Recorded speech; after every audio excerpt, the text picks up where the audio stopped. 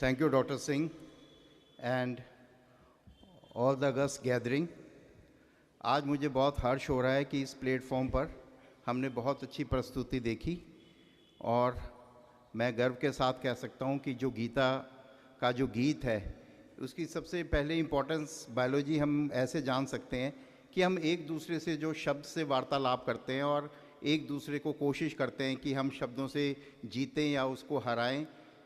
लेकिन कृष्ण भगवान ने हमारे को एक ऐसा गीत दिया, जब वो बंसुरी बजाते थे, ये बाहर वाला गीत है, तो उसके लिए कोई शब्दों की ज़रूरत नहीं होती थी। उस गीत को सुन के हमारे अंदर एक ऐसी बायोलॉजी होती है कि हम सिर्फ गीत को सुन के, चाहे वो गाय थी, गोपी थी, राधा थी या सखियाँ थी, वो सब एकत्रित होकर म्यूज़िक को सुन के आ जाते थे। उसमें कोई शब्द भेद नहीं था। लेकिन इससे भी, म्यूज़िक से भी ऐसा क्या इफ़ेक्ट होता है, क्या बायोलॉजी होती है कि हमारे रोंगटे खड़े हो जाते हैं, हमारी पुतलियाँ अपना शक्ल बदल लेती हैं। तो कृष्ण भगवान की जो ये म्यूज़िक है, गीत का एक और गहरा अर्थ है कि जो ब्रह्मनाद है, ये हमारा असल में जो शब्द है, उस शब्द जब हमारे शरीर के अंदर चलता है, जब वो एक डिफरेंट बायोलॉजी प्रोड्यूस करता है, तो वो जो उस बायोलॉजी का जो वर्णन है वो गीता में, मेरा इनकाउंटर जब गीता से हुआ तो being doctor, you know, it is very difficult to believe कि गीता में कोई साइंस है या कुछ मैटर है। तो हमने पहले ये किया कि अगर भगवान है और उसकी प्राप्ति हम कर सकते हैं तो उसकी कुछ बायोलॉजी होनी चाहिए। कि जिस प्रकार से मान लीजिए अगर आप पानी पीते हैं और वो पेशाब बन के शरीर से बाहर निकलता है, तो उसकी कुछ बायोलॉजी होगी, कोई ना कोई ऑर्गन है, टिश्यू है जहाँ वो प्रोसेसिंग हो रही है। तो हम सब जानते हैं कि हमारी किडनी होती है, लेकिन काफ़ी लोगों को पूछो कि किडनी कहाँ होती है तो कोई यहाँ बताएगा, यहाँ बताएगा, यहाँ बताएगा, हालांकि किडनी हमारे पीछे होती है। तो वो हम काफ़ी अनभिज्ञ रहते हैं कि असल में क्या चीज़ कहाँ हो रही है। हमें पता भी नहीं होती है कि किडनी हमारे पीछे, जब तक कि उसमें दर्द नहीं होती है।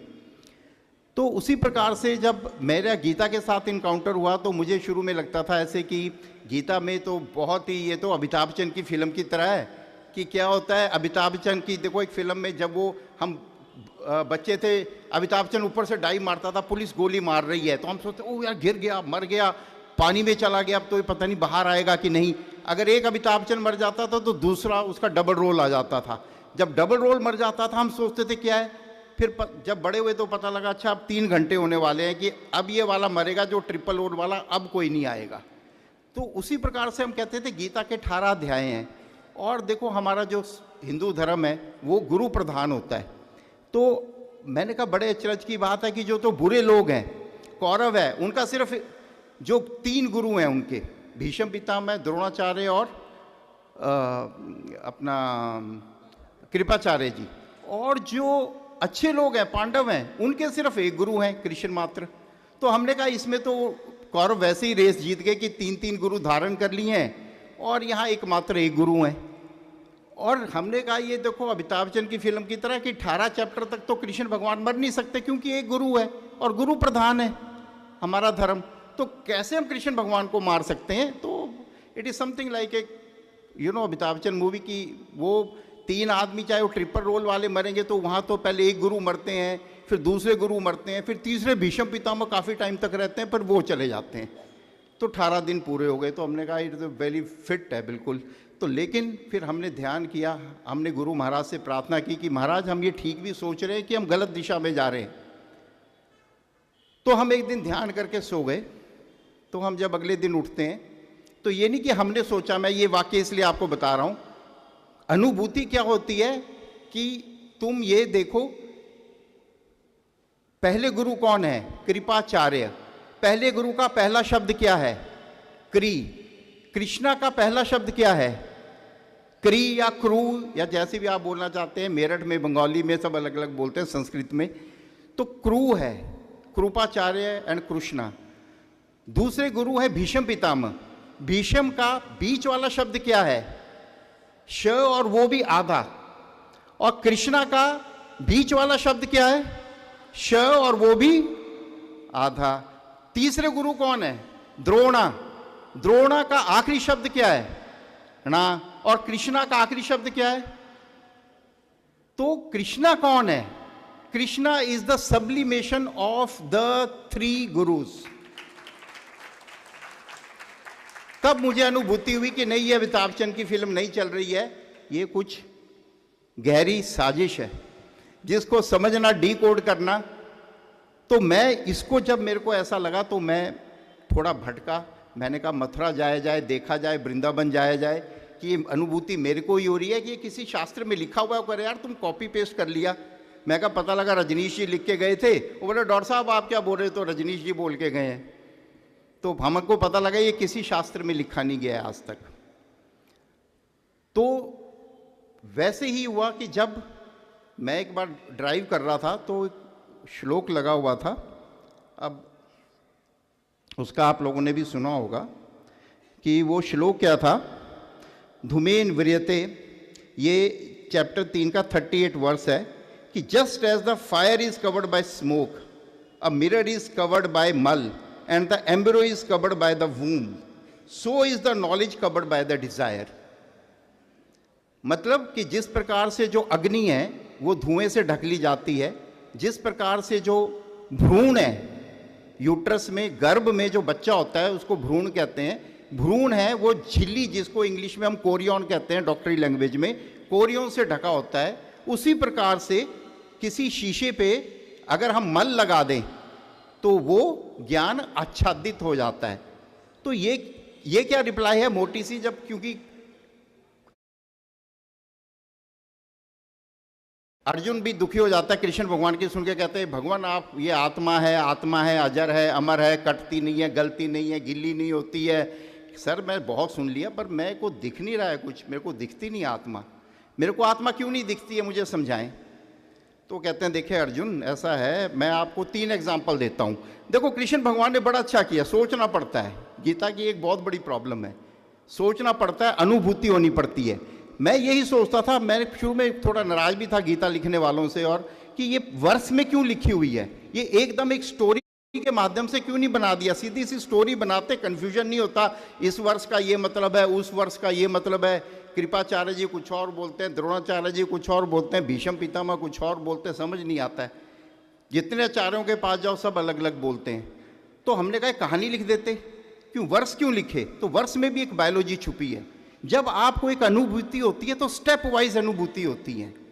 तो जैसे क्वांटम, अगर आप समझेंगे ना, क्वांटम फिजिक्स क्या होता है, इलेक्ट्रॉन्स अपने अपने ऑर्बिट में चल रहे हैं, क्वांटम ने यही बोला, और वो पार्टिकल की तरह बिहेव करते हैं, कभी वेव की तरह बिहेव करते हैं। लेकिन ऑर्बिट में जब चलते हैं तो ऑर्बिटल एनर्जी आती है, सारी केमिस्ट्री, फिजिक्स, मैथमेटिक्स सब उसके ऊपर बेस्ड है, क्योंकि ऑर्बिट में है। अर्थ अपने ऑर्बिट पे, मरकरी, वीनस, अर्थ, मार्स, जुपिटर, सैटर्न सब अपने ऑर्बिट पे चल रहे हैं। सब एक मेगा क्वांटम है और एक माइक्रो क्वांटम है।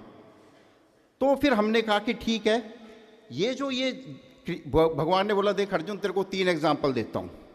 कैसे कि जिस प्रकार से भ्रूण छुपा है, अग्नि छुप जाती है, और जिस प्रकार से जो दर्पण है वो छुप जाता है। तो जब मैंने यूट्रस का सुना, मैंने कहा ये भगवान मल बोल रहे हैं कि जिस प्रकार से शीशे के ऊपर मल लग जाए। हम अपने पुराने गांव के घर में जाते हैं तो वहाँ अगर पुराना जब कोठी खोलते हैं तो उसमें शीशे में धूल जमी होती है, उसको साफ करना पड़ता है। तो हम सोचे यार धूली लगी होती है तो भगवान ने धूली क्यों नहीं लिखा, वाई ही इज राइटिंग मल। तो किसी ने बोला मल का मलेन होता है, मलेन का मतलब धूली भी ले सकते हैं आप, ये है वो है, संस्कृत के तो जो मतलब मर्ज निकालो आप, 1000 मतलब निकाल लो। तो हमने कहा नहीं, बीइंग डॉक्टर अगर मल लिखा है इसका कुछ बायोलॉजी होगी। तो हम वही फॉर्मूला लगाया, गुरु महाराज का ध्यान करके हम सो गए। सुबह उठते हैं तो क्या आता है कि ये नहीं कि हमने सोचा इसलिए बता रहा हूँ मैं, ये वाक्य वैसा ही कि स्टेप वाइज आपको ज्ञान आता है। तो जिस प्रकार से जो भ्रूण है, भ्रूण झिल्ली से कवर होता है, तो हमने कहा उसकी सप्लाई क्या होती है। तो हमने उसकी सप्लाई कहा S1, डॉक्टरी लाइन में उसको नर्व सप्लाई करती हैं। जैसे यूट्रस को भी एक नर्व्स आती हैं, तो नर्व्स कौन सी होती हैं, S2, S3 एंड S4। फिर दूसरा आया कि जिस प्रकार से जो अग्नि है वो धुएं से ढक ली जाती है। तो अगर अग्नि क्या होती है, जठरा अग्नि, हम कहते हैं खाना खाते हैं पच जाता है हमें, तो जठरा अग्नि जो हमारी इंटेस्टाइन की सप्लाई होती है वो क्या होती है, S2, S3 एंड S4। अब निचले वाला क्या तीसरा बोला कि जिस प्रकार से कि जो mirror is covered by the मल, तो तीसरा मल कहाँ स्टोर्ड होता है? हमारी एनल कैनाल में, जो लास्ट में आंत का हिस्सा होता है उसको एनल कैनाल कहते हैं।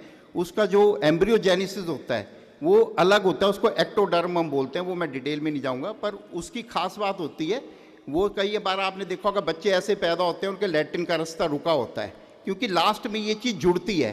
कुछ बच्चे आपने देखा होगा लिप्स के यहाँ फटे होते हैं उनके लिप्स, क्यों? क्योंकि वो आपस में जुड़ते हैं, हमारी बॉडी में ज्वाइनिंग होती है। तो अगर आपको याद होगा बचपन में गेम खेलते थे जिसको हम बोलते हैं कि जो पजल्स होती हैं, तो वो हम ऐसे करके उसको लगाते थे इकट्ठे, तो एक जैसे दो बाजू लगा दो, दो टांग लगा दो, एक सिर लगा दो, तो इसको हम बोलते थे जो पजल को करने के लिए। उसी प्रकार से ह्यूमन बॉडी बनती है। तो ये भ्रूण जो होता है ये इसी प्रकार से बनता है। तो ये जब लास्ट में इन्होंने बोला कि जिस प्रकार से जो मल है, मल द्वार की क्या सप्लाई है, अगर कोई डॉक्टर होंगे तो उनको जानते होंगे S2, S3 and S4। Then I said कि ओहो, जो ये चीज है ये मूलाधार चक्र का गति बता रहे हैं। तो भगवान क्या बोल रहे हैं अर्जुन को कि अर्जुन देखिए कितनी इलेक्ट्रोफिजियोलॉजी है इसमें, कि कहते हैं अर्जुन देख तुम्हारा ज्ञान क्यों आच्छादित हो जाता है, क्योंकि आप तीन चीजें जो हैं वो सारा फोकस न्यूरल एनर्जी जितनी भी आपकी मानसिक एनर्जी जो है, you are all focusing your electrophysiology into the 3 organs and they have a common supply S2, S3 and S4, and your neural energy is getting wasted only in the Mooladhar chakra.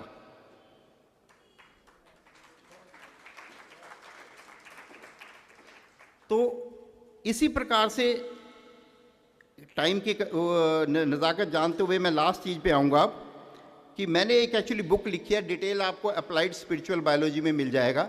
This book is published by JP brothers, जो medical student है वो जानते हैं, this is the India's best JP medical brothers, they are the best publishers of medical literature, and this is I think first time in the world spiritual biology in very detail it has been written, and especially it is for doctors and MD and higher studies PhD program, so it is a bit difficult book, not that easy. And last but not the least, there is a last proof what I want to give, कि सबसे दुख की बात जो मुझे आप लोगों से शेयर करना चाहता हूँ कि कृष्ण भगवान को जो सबसे ज़्यादा ब्लेम किया जाता है, वो एक वर्स मैं पढ़ना चाहूँगा कि उस पर ये लिखा जाता है कि कृष्ण भगवान ने हमारे धर्म को, हमारे लोगों को जात पात में बांट दिया। चैप्टर 4 वर्स नंबर 13 ये कहते हैं कि चारों वर्णों की रचना मैंने गुण और कर्म के विभाग के अनुसार की है, यद्यपि मैं इसका करता हूँ फिर भी मुझे अकर्ता और अविनाशी जानो। Means the fourfold division of the society was created by me according to the distribution of qualities and work. तो इसमें अभी एक्चुअली मैं सोच रहा था हम पावर पॉइंट प्रेजेंटेशन करेंगे, बट यहाँ थी नहीं। अगर आप देखेंगे तो लोग उसको ऐसे इंटरप्रेट करते हैं कि हमने जो कृष्ण भगवान को ये बोलते हैं कि नहीं, कृष्ण भगवान ने तो ये बोल दिया कि हमने सब को जात पात से बांट दिया है। और ये एक कार्टून मैंने बनाया था कि दिस इज़ कृष्ण भगवान कहते हैं कि जितने लोग आप बैठे हैं हम उन्हें आपको 4 में डिवाइड कर दिया, लेकिन कृष्ण भगवान ये नहीं कह रहे थे। इसके लिए दूसरा कार्टून है जो ये मैंने बनाया है कि कृष्ण भगवान ये बताना चाहते थे कि इट्स ए जिग्सॉ पजल की गेम है। जब भ्रूण पैदा होता है उसके अलग अलग पार्ट्स होते हैं, एक ही भ्रूण के 4 पार्ट्स होते हैं टू स्टार्ट विद, जिसमें कि हमारी जो 10 कर्म इंद्रियां हैं, जो नर्व्स हैं, जो ज्ञान इंद्रियां और कर्म इंद्रियां होती है, टू सिंप्लीफाई, जो 5 ज्ञान इंद्रियां और 5 कर्म इंद्रियां जो हैं उनको मैं जब इकट्ठा करता हूं तो भ्रूण के अलग अलग पार्ट जब जुड़ जाते हैं तो वो भ्रूण को पैदा करते हैं। तो उसमें क्या होता है, एक शूद्र पार्ट है, वैश्य पार्ट है, क्षत्रिय पार्ट है, और जो है वो है ब्राह्मण पार्ट। मतलब कि जो पैरों की सप्लाई है, थाई की सप्लाई है, आर्म्स की सप्लाई है, और जो मस्तिष्क की सप्लाई है, फेस एंड नेक की। आप हैरान होंगे कि जब मैंने मेडिकल पॉइंट ऑफ व्यू से एम्ब्रियोलॉजिकली ये पढ़ा जो मैंने इस बुक में मेंशन किया हुआ है डिटेल में, कि भ्रूण भी ऐसे बनता है। इसको हम टेक्निकली सोमाइट्स कहते हैं। जो डॉक्टर हैं, जो या एम्ब्रोलॉजी के, जियोलॉजी के स्टूडेंट्स हैं, ये नहीं कि ह्यूमंस में ऐसा होता है, और एनिमल्स में, सब में ऐसा ही होता है। फिशेस में आप पढ़ोगे और एनिमल्स में पढ़ोगे, जो हायर मल्टी सेलुलर एनिमल्स हैं, उनमें इसी प्रकार से जो है हमारी डेवलपमेंट होती है। और इसी प्रकार से जो शूद्र पार्ट है वो आपस में जुड़ते हैं, फिर वैश्य पार्ट जुड़ते हैं, क्षत्रिय के पार्ट जुड़ते हैं, फेस एंड नेक जुड़ता है, फिर ब्रेन के अंदर जो हमारी इमोशनल इंटेलेक्ट है वो जुड़ते हैं, जिसको हम लिम्बिक सिस्टम कहते हैं। फिर जो इंटेलेक्ट ब्रेन का वो पार्ट कॉर्टेक्स जो कहते हैं वो जुड़ती है, और लास्ट में हमारा होता है प्रीफ्रंटल कॉर्टेक्स। तो ये सारा जो जुड़ के है, ये हमारे को, अगर आप नीचे से शुरू करेंगे, काम, बल, क्रोध, लोभ, मोह, चित्त, अहंकार को पैदा करते हैं। और ये सारे जब एक्टिवेट होते हैं, अब आप देखेंगे गीता में जो अल्टीमेटली जो ये बायोलॉजी दी है, इन सब पार्ट्स को ये हेट्रोजीनस है।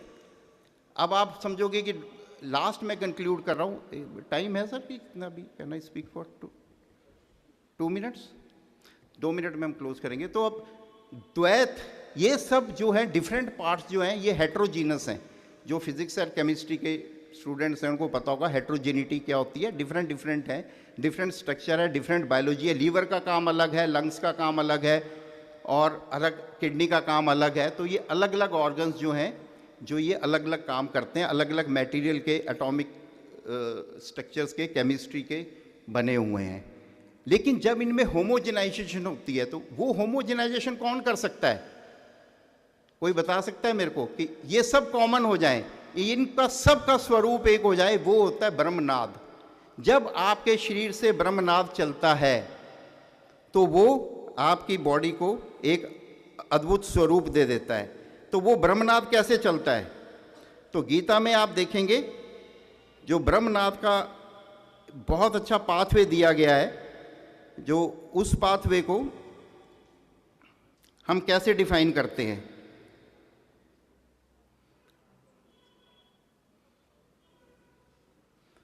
उसके लिए सिंपल मैं एक वर्णन करूंगा कि आप सब ने देखा होगा, अगर मैं आपको बोलूँगा कि उनका शरीर हिलने लगा, मुंह सूख गया, बॉडी कांपने लग पड़ी और उनके रोम रोम हर्षित हो गया, उसको ज्वर सा हो आया, उसके हाथों से गांडीव फिसलने लगा, वो खड़ा होने में असमर्थ हो गया और उसको वो भ्रमित सा हो गया, और लास्ट में उसके आंखों में से अश्रु की धारा बह निकली। तो ये क्या हो रहा है? जो अर्जुन के साथ ये चेंजेस हो रहे हैं, ये बायोलॉजी क्या है? तो अगर आप ये देखेंगे, इनकी अब मैं डिटेल में नहीं जा सकता, अभी टाइम नहीं है, पर यह क्लोज करना चाहूँगा कि ये भगवान वही अंशों की बात कर रहा है कि इसमें से जो शुद्ध अंश होता है वो जो पैर को पैदा करता है, तो पैर कांप रहे हैं। जो क्षत्रिय अंश है थाई, थाई कांप रहे हैं। मैं जो बल को पैदा करते हैं, एंटी ग्रेविटी मसल्स हैं, वो थाई को रिप्रेजेंट करते हैं। आपको पता होगा कि तकरीबन 30 लाख साल पहले जो हम चिंपांजी का जो स्वरूप था उससे हम निकले। कैसे, क्यों निकले बताइए, कोई बता सकता है? क्योंकि 30 लाख साल पहले जो होमिनिड थे, पहले आदम जात थी, उसने चलना शुरू किया, थाई। तो थाई वही एंटी ग्रेविटी मसल्स की जो एवोल्यूशन है, डेवलपमेंट है। जैसे आज इन्होंने अवतार दिखाए ना आपको, 10 अवतार। 10 अवतार क्या हैं? ये evolution of life on earth है। पहले मत्स्य अवतार, लाइफ इन वाटर, फिर एमीफीबियंस, तो कुर्मी अवतार। एंड आप हैरान हो जाएंगे, कोई मेरे से क्वेश्चन पूछेगा कि अगर कुर्मी अवतार में तो सर तो डायनासोर कहाँ गए? इसमें तो डायनासोर अवतार में इन्होंने दिखाई नहीं।